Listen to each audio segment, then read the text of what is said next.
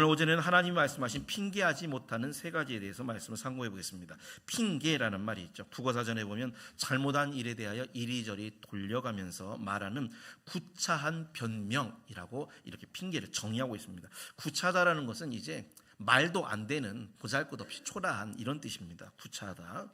우리나라 속담에 핑계가 없는 무덤이 없다 이런 말이 있듯이 사람들은 자기가 잘못했을 경우에는 인정하기보다는요 어떤 핑계를 대는 그런 경향이 많습니다. 예전에 천국지옥 간증으로 유명하신 성남교회의 이용규 목사님 그 간증을 들어보니까 이 구원받지 못하고 지옥에 떨어지는 영혼들을 이렇게 이제 보게 됐는데 그 영혼들이 각자 나름대로 자기가 왜 살아있는 동안에 예수님 하나님을 안 믿고 이 지옥에 왔는지 이렇게 이런저런 것으로 핑계를 대더래요. 핑계를. 근데 여러분 이 세상에서는 핑계가 어떻게 보면 먹힐 수도 있고 가능할 수도 있어요. 그러나 정말 해서는 안 되는 핑계, 불가능한 핑계는 바로 지옥에서 핑계를 대는 것입니다. 우리는 지옥에 가서는 안 되겠지만요. 어쨌든 하나님께서는 이런 핑계 자체를 아예 하지 못하도록 이 땅에 살아가는 동안 우리가 하나님을 알만한 것 이걸 세 가지로 말씀하십니다. 왜 구원받지 못한 영혼들 또 엉터리 신자들이 핑계를 해서는 안 될까요? 세 가지 교훈이 있습니다. 첫째로 하나님을 안 봤다고 못 봤다고 안 보여서 안 믿었다고 핑계할 수가 없다라는 것입니다. 로마서 1장 20절 말씀 다시 한번 읽어보겠습니다. 시작. 창세로부터 그의 보이지 아니하는 것들 곧 그의 영원하신 능력과 신성이 그가 만드신 만물에 분명히 보여 알려졌나니 그러므로 그들이 핑계하지 못할지니라. 아멘. 여기 보니까 보이지 않지만 하나님은 볼 수 없지만 보이지 아니하는 것들이 즉 만물에 대신 보여서 알 수 있게 됐답니다. 알 수 있대요. 이 로마서 1장 20절은 우리 목회자가 되기 위해서 반드시 외워야 되는 필수 암송 성경 구절 중에 하나인데요. 사람들이 대부분 그러죠. 왜 하나님을 안 믿느냐? 하나님이 안 보이지 않냐? 하나님을 보여달라. 그렇게 얘기를 합니다. 보면 내가 믿겠다. 심지어 요한복음 14장 8절에 보면 빌립이 예수님 제자잖아요. 믿는 자를 의미하죠. 빌립도 아버지를 우리에게 보여주옵소서 그리하면 우리가 족하겠나이다. 하나님 보여달래요. 보고 싶대요. 이 정도로 믿는 자도 제자도 그랬으니까 불신자는 얼마나 더 하나님 좀 보여달라. 보면 믿겠다. 얼마든지 말할 수 있지 않겠어요? 그런데 여러분 우리가 알아야 되는 것은 연약하고 죄인된 우리가 거룩하시고 존귀하신 하나님을 본다라는 것. 이 하나님을 보면 죽게 됩니다. 그냥 그 자리에서 죽게 돼요. 이것은 날파리가 아주 작은 날파리가 뜨거운 불구덩이 불이 굉장히 막 타오르고 있는데 나 저기 좀 들어가게 해달라. 이거랑 똑같은 거예요. 들어갈 수는 있죠. 날파리 죽잖아요. 우리가 하나님을 보는 것도 똑같습니다. 옛날 모세에게 그래서 하나님이 모세에게 당신을 보여주실 때도 나를 보고는 살자가 없으니 너는 내 등만 봐라 그랬어요. 아주 일부분. 사람이 하나님을 보면 너무 거룩하시기 때문에 강하시기 때문에 사람은 견디지 못하고 그냥 죽게 됩니다. 대신 그래서 하나님을 볼 수는 없으니까 하나님의 작품이라고 할 수 있는 자연 만물 속에 하나님의 성품을 이렇게 다 만물에 넣으셔서 하나님을 간접적으로 알 수 있도록 보여주셨다는 거예요. 그래서 하나님을 직접 볼 수는 없지만 간접적으로는 얼마든지 볼 수 있는데 그게 뭐냐면 바로 만물입니다. 만물 일상 자연 계시. 사람은 자연을 보고 하나님을 알 수 있는 자연 계시를 우리가 다 받았어요. 자연 계시. 자연 만물을 여러분이 보시면 하나님은 이런 분이시구나. 하나님은 저런 분이시구나. 이거를 얼마든지 알 수 있다라는 것입니다. 자, 먼저 하나님은 신비하시잖아요. 우리 인간의 머리로 이해할 수 없는 분이죠. 사사기 13장 18절에 삼손의 부모가 묻죠. 당신의 이름이 무엇입니까? 그러자 내 이름은 기묘니라. 기묘라는 건 신비하다. 사람의 지혜로 이해할 수 없는 존재다. 잠언서 30장 18절에 보면 내가 심히 기이 여기고도 깨닫지 못하는 것이 서너서 있으니 하고서 만물에 대해서 얘기합니다. 공중에 날아다니는 독수리, 반석 위에 기어다니는 뱀 이런 쫙 얘기를 하면서요. 만물이 사람이 깨달을 수가 없대요. 왜냐하면 이 만물을 만드신 분이 신비하신 분이기 때문에 만물의 이치도 신비한 거예요. 간혹 동물의 왕국만 여러분 보셔도 자연과 동물이 얼마나 신비합니까? 신기하다. 그 이유는 하나님께서 신비하신 분이고 그 신비하신 분이 이 세상을 만드셨기 때문에 만물의 모든 이치가 신비한 것입니다. 또 하나님은 아름다우시죠. 여러분, 자연 만물이 얼마나 아름다워요. 모든 계절이 다 아름답죠. 겨울도 사실 아름답잖아요. 그죠? 눈 내리는 하얀 그 얼마나 아름답습니까? 사계절이 다 아름답죠. 그런데 그 이유는 출애굽기 24장 10절에 자연을 만드신 하나님이 아름다우시기 때문에 그런 겁니다. 원래 당신이 아름다우시기 때문에 만든 것도 아름다운 거예요. 하나님은 또 지혜의 하나님이라고 그랬죠. 잠언서 9장 10절에 하나님은 지혜의 근본이 되신다고 그랬습니다. 그런데 여러분, 자연 만물을 보면요, 이 만물에 뭐 동물이든 뭐 식물이든 얘네들이 각자의 지혜가 다 있어요. 사람도 물론 지혜롭지만 걔네들도 지혜가 있는 거예요. 왜냐하면 만드신 하나님이 지혜로우시기 때문에 그 동물이든 식물이든 그들 나름대로의 지혜가 다 있다는 것입니다. 우리 새 한번 보겠습니다. 새. 이게 무슨 새 여러분 보신 적 있으세요? 아시는 분 있을지 모르겠는데 노란새, 노란새 이게 아니라 배짜기새랍니다. 배짜기새. 보통 새는 둥지를 우리가 아는 나무 위에 나뭇가지를 모아가지고 동그랗게 이렇게 둥지를 만들잖아요. 그런데 저 새는 자기 둥지를 공중에 매달려가지고 배를 짜듯이, 그 다음 장면 저렇게 배 짜듯이 저렇게 양손 잡고 입으로 배 짜듯이 그러니까 뜨개질 하는 거예요. 제가 지금 그래서 풀이나 잎사귀로 저기 짜듯이 그 앞에 화면 보여주세요. 앞에 여러분 저렇게 복잡하게 뜨개질 하는데 우리 할 수 있어요? 뜨개질 못하죠. 저는 그 초등학교 때 실과 시간에 바느질이랑 남자들도 뜨개질 좀 했었거든요. 너무 어렵더라고 뜨개질이. 그런데 저 새는 저 뜨개질을 얼마나 꼼꼼하게 양쪽으로 탁 잡고 입으로서 뜨개질을 막 하는 거예요. 뜨개질을. 그래서 저게 반드시 저 둥지는 날아서만 저기에 들어갈 수가 있대요. 그러니까 뱀이 나뭇가지 타고 못 들어오게. 그래서 공중에 이렇게 달아놓는데요. 저 조류학자들이 저 새 때문에 하나님을 믿게 된 사람들이 그렇게 많답니다. 저 새가 전도를 한 거예요. 전도. 그래서 조류학자들이 새를 잡아다가 배짜기 새를 잡아다가 실험실에서 산란을 하게 안락해 하고요. 부모 새는 자연으로 이제 떠나 보냈어요. 그 알만 인공 부화를 해가지고 이제 키운 거예요. 새끼 때부터. 자, 새끼가 커서 자연에 방생을 하고 관찰을 이제 하게 됩니다. 물론 이 새끼 새는, 안에서 깨어난 새는 부모가 배 짜듯이 하는 걸 못 봤죠. 한 번도 본 적이 없어요. 배운 적도 없고. 그런데 신기하게 배운 적도 없는 이 어린 새가 이제 어른이 돼가지고 가서 한 번도 배운 적이 없지만 똑같이 저 부모 새처럼 자기도 똑같이 배를 짜듯이 둥지를 저렇게 짜더라는 거예요. 그래서 조류학자들이 내린 결론은 뭐냐? 이거는 부모한테 배운 게 아니라 창조주가 저 새의 머릿속에 배를 짜는 능력과 지혜를 주셨기 때문이다. 이게 결론이었어요. 그래서 조류학자들 중에 이 새를 연구하다가 뜨개질하는 저 새 정말 연구하다가 하나님을 믿는 신자가 그렇게 많아졌다고 합니다. 정말 신기하잖아요. 여러분, 하나님은 아름답죠. 신비하죠. 지혜롭죠. 정말로 이 자연을 보면 신비하고 아름답고 그런 이 지혜로운 것을 통해서 하나님을 간접적으로 우리가 얼마든지, 하나님은 못 봐도 자연만 봐도 하나님 계시구나 이게 믿어지면 여러분 아멘 하시기 바랍니다.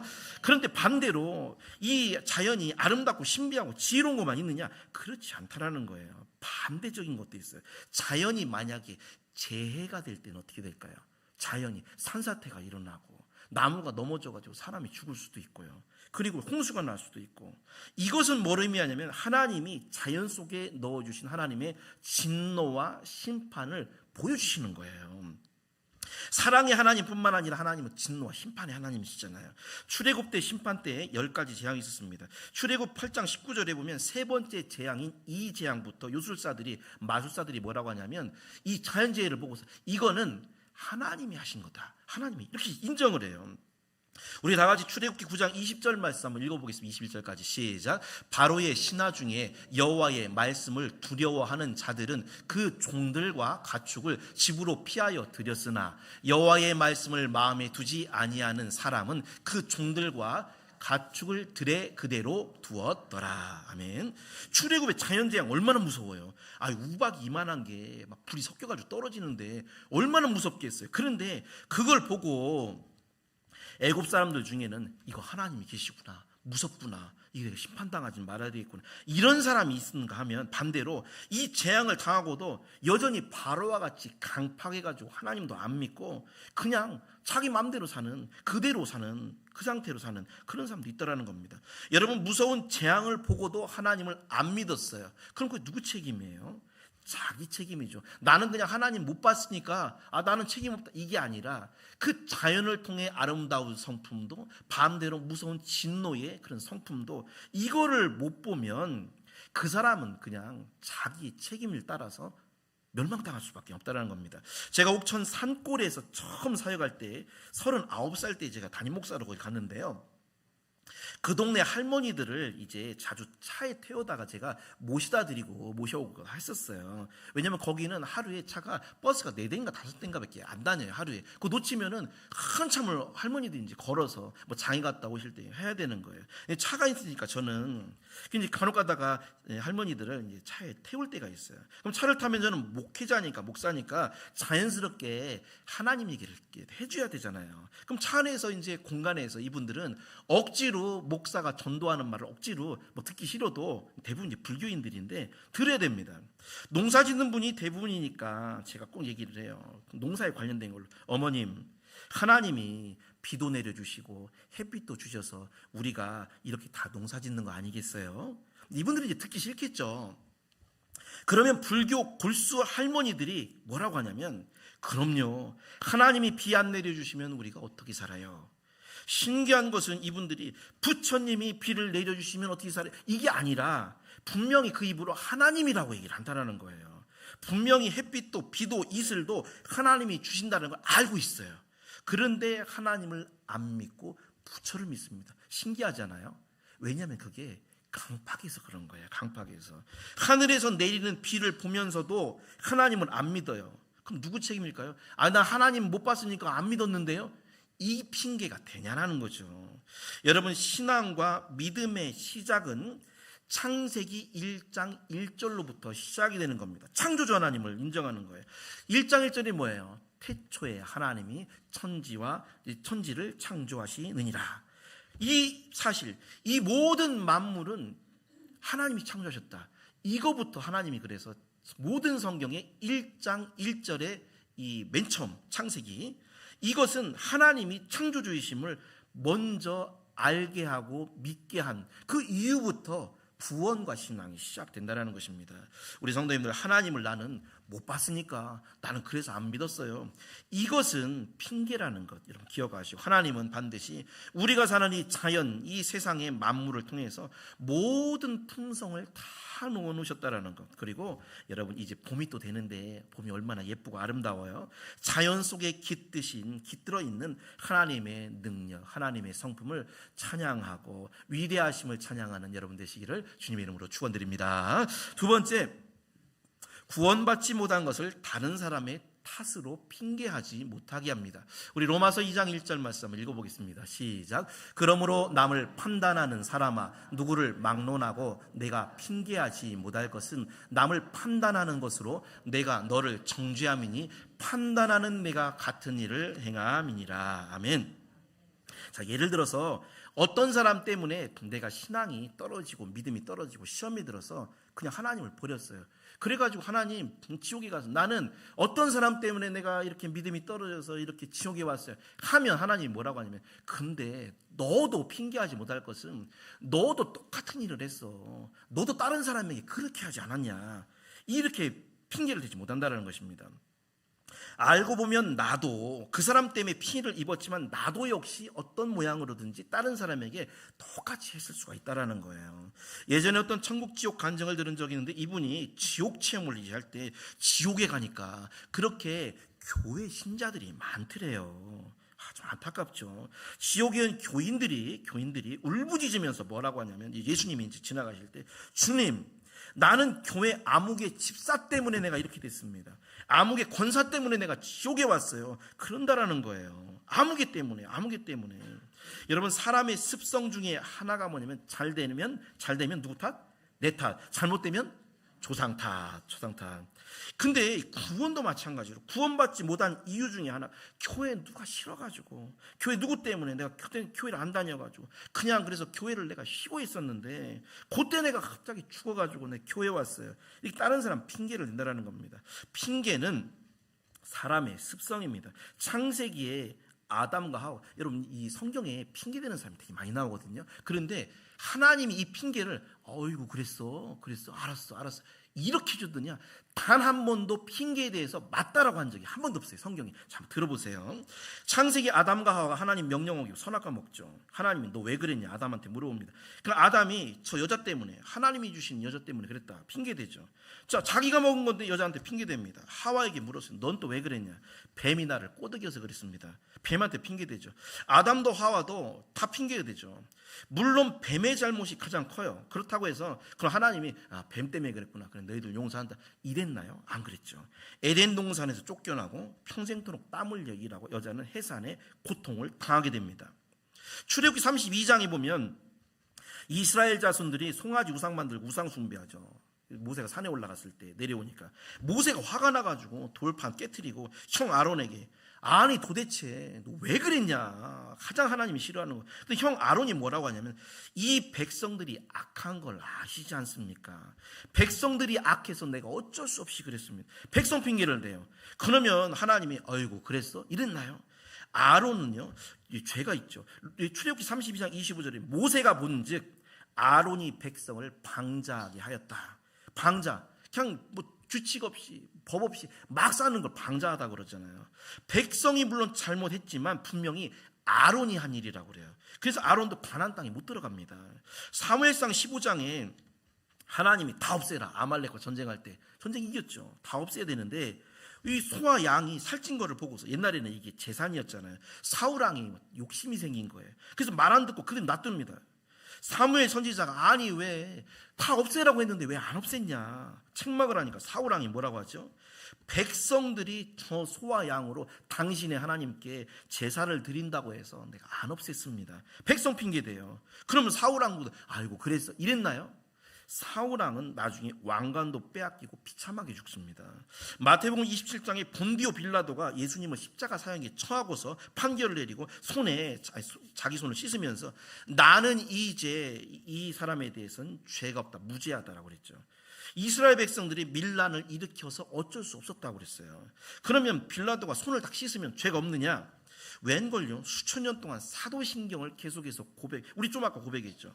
본디오 빌라도에게 고난을 받아 십자가에 못 박혀 죽으시고, 본디오 빌라도라는 그 잘못된 이름이 수천 년을 내려와요. 유대인들이 십자가에 못 박았다라고 하지 않고 본디오 빌라도 때문이라고 죽으셨다고 분명히 말씀하고 있습니다. 여러분, 우리가 인생을 살다 보면 실족해 하는 일이 없을 수가 없다라고 우리 예수님이 말씀하셨어요. 맞아요. 저희 목회자도 마찬가지예요. 목회자도요, 목사님들 모임에 이렇게 가게 되면 어떤 목사님들은 좀 죄송한 말씀이지만 말을 함부로 하거나 말을 찌르는 말을 하거나 굉장히 시험 들게 하는 목사님들이 있어요. 함부로 하시는 그런 분들 때문에, 그렇다고 해서 제가 그런 분들 때문에 시험에 들어서 그냥 신앙생활 그냥 목회 그냥 대강 하고 힘들다 어렵다 이런 식으로 하면 나중에 하나님 앞에 갔을 때 저 목사 때문에 제가 그랬어요라고 하면 그 핑계가 그게 통하냐라는 겁니다.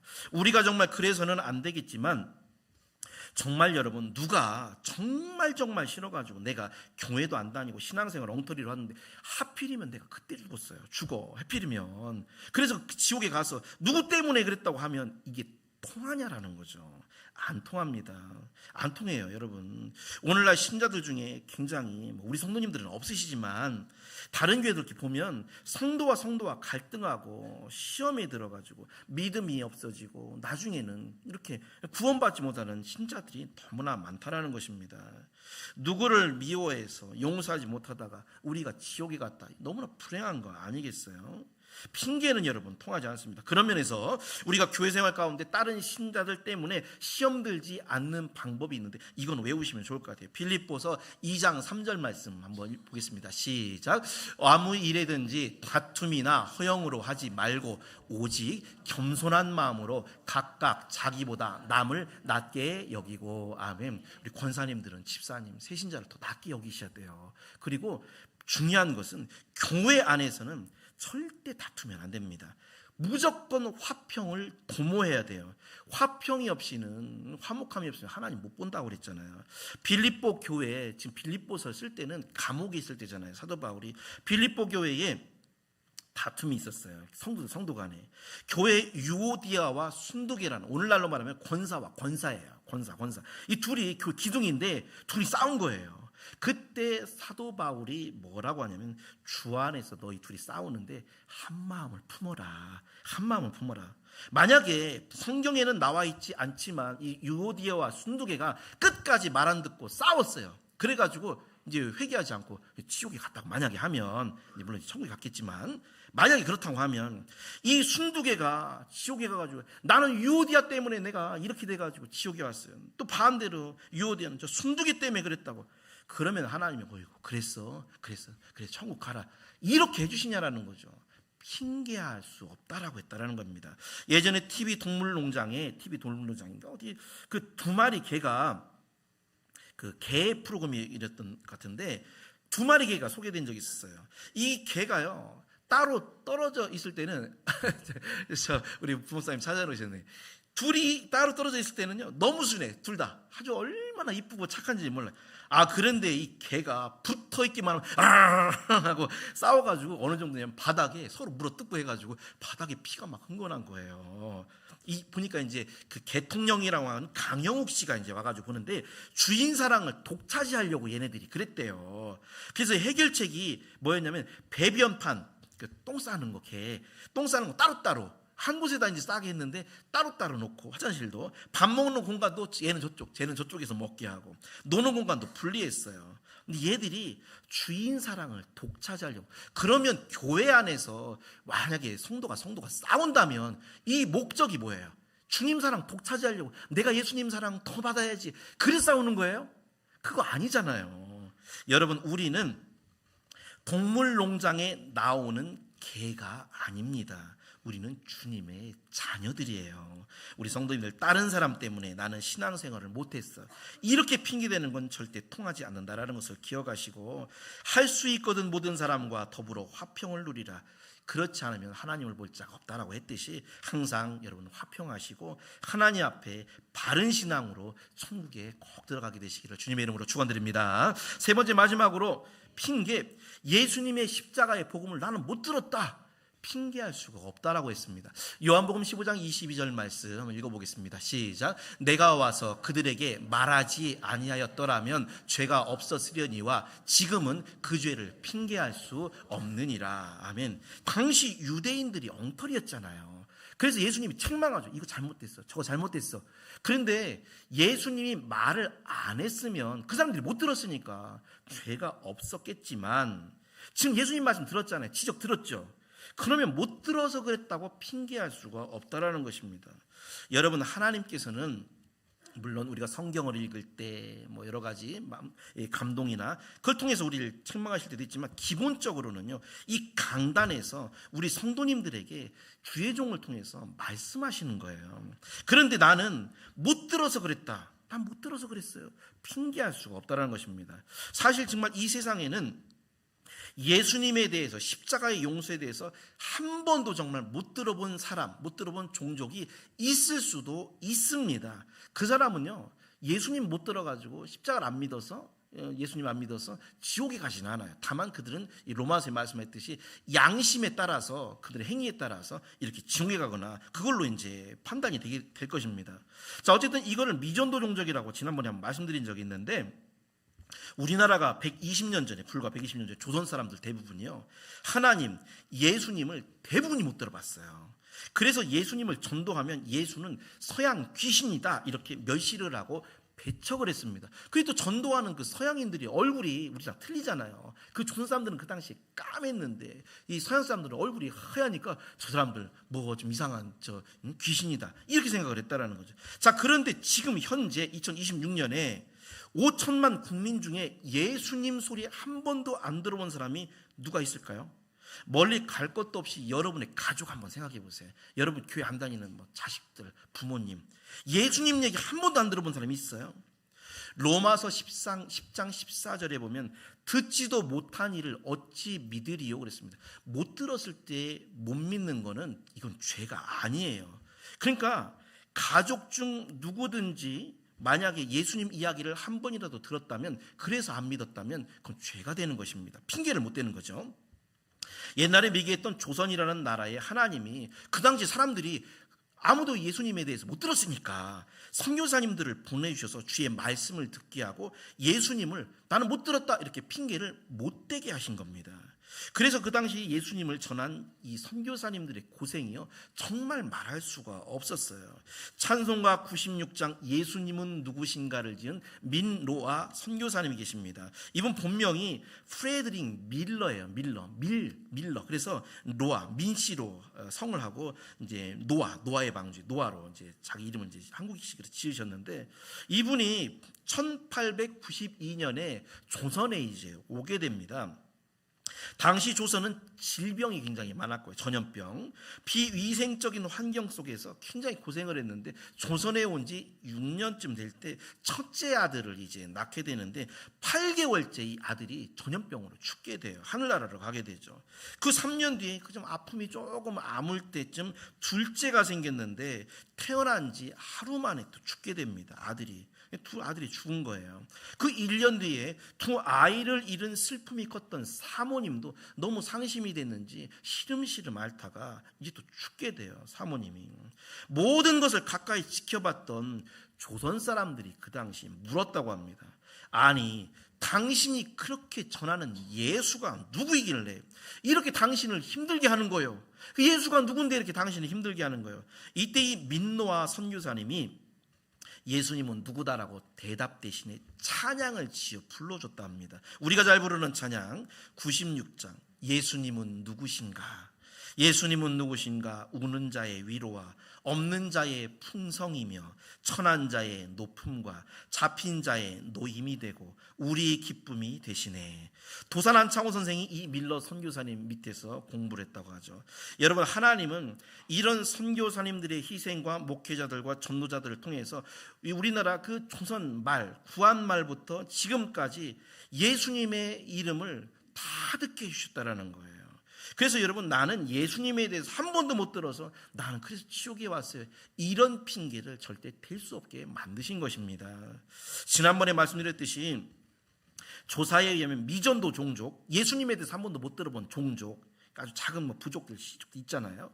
1974년에는 2만 4천 종족이 예수님 못 들었었고요. 그러다 1989년에는 선교사들을 통해서 11,000종족 정도가 예수님 못 들은 종족 절반으로 확 줄어듭니다. 2001년에 예수님 한 번도 못 들어본 종족이 8,000종족으로 줄어들고요. 2004년에는 예수님 모르는 종족이 6,000종족으로 줄입니다. 2006년에는 3,500종족 또 절반 줄고요. 2008년에는 예수님을 한 번도 못 들어본 종족이 230개 종족밖에 안 된답니다. 2008년에. 그러다가 지금 2026년에 지구상에 있는 오지에 있는 모든 족속에게 대부분 예수님의 이름과 예수님의 복음이 전파됐다라는 그런 연구 보고가 있어요. 지금은요, 온 세상 다 전파된 거예요. 특히 유튜브의 등장, 스마트폰의 대중화, SNS 잘 모르겠지만 이런 것들이 악영향도 물론 있지만 적어도 복음 전파에 있어서는 그 시기를 굉장히 빠르게 예수님의 그 복음이 온 세상으로 전파될 수 있다라는 것입니다. 우리 마지막으로 마태복음 24장 14절 말씀 한번 읽어보겠습니다. 시작. 이 천국 복음이 모든 민족에게 증언되기 위하여 온 세상에 전파되리니 그제야 끝이 오리라. 아멘. 예수님이 이 땅에 오신다는 거예요. 그때 모든 사람이 한 번 이상은 예수님의 십자가의 복음의 말씀을 들어야만, 예수님 오셨는데 나 못 들었어요, 처음 봐요 예수님, 이러지 않도록 하기 위해서 누구를 통해서든지 선교사님을 통해서든지 복음을 전파하게 하셨다는 겁니다. 그래서 핑계를 못 대는 거예요. 그런 면에서 예수님의 십자가 복음을 한 번만 들어도 핑계를 못 대고 구원의 책임을 지고 지옥에 가야 된다 하면, 우리 믿는 자는 주님의 말씀을 매주일 듣잖아요. 그런데도 우리가 만약에 그러실 리 없으시겠지만 천국에 못 가고 교인이 지옥에 간다면 이거는 그 인생은 불행 중에 불행이 된다는 겁니다. 결론적으로 불신자와 엉터리 신자일수록 나는 뭐 때문에, 누구 때문에 하나님을 안 믿었다, 누구 때문에 신앙생활 제대로 못했다라는 핑계가 많을 수밖에 없습니다. 그런데 하나님은 불신자도 엉터리 신자도 핑계하지 못하도록 세 가지를 분명하게 말씀하십니다. 첫째로, 하나님 못 봐가지고 나는 안 믿었어요. 핑계대지 못합니다. 사람은요, 하나님 보면 죽어요. 대신 하나님을 알만한 것을 천지 만물을 통해 알게 하셨어요. 그걸 보고도 하나님을 안 믿는다면 그거는 잘못된 거죠. 핑계할 수가 없습니다. 둘째로, 다른 사람 때문에 구원받지 못했다, 핑계댈 수 없습니다. 물론 다른 사람 때문에 힘들고 어렵고 또 영향을 받을 수는 있어요. 그러나 구원은 전적으로 내 책임입니다. 그 어려움 가운데도 이기고서 믿어야죠. 이건 나의 책임이에요. 마지막으로, 예수님의 십자가의 복음을 나는 한 번도 들어본 적이 없어서 나는 지옥 왔습니다, 이 핑계도 될 수 없습니다. 지금 이 세상 모든 민족에게 한 번 이상은 예수 그리스도라는 이름이 전파가 된 세상이에요. 예수님 오실 날이 여러분 가까웠습니다. 우리 성도님들, 불신자도 엉터리 신자도 하나님의 심판대 앞에서 핑계를 절대 댈 수가 없다는 것, 핑계는 통하지 않는다, 여러분 기억하시고, 우리는 핑계하는 신앙이 되면 안 되겠죠. 신실한 충성된 신앙 여러분 꼭 가지셔서 천국에 넉넉하게 들어가시기를 주님의 이름으로 축원드립니다.